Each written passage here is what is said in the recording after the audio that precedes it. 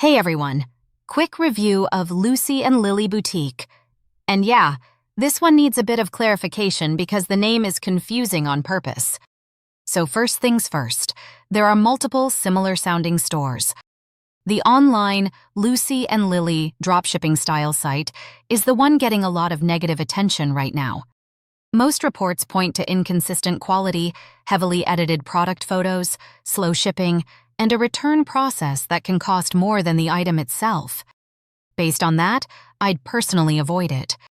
Now, don't confuse it with Lilly and Lucy Boutique in the UK. That's a real physical boutique with strong local reviews and reputable European brands. Totally different story.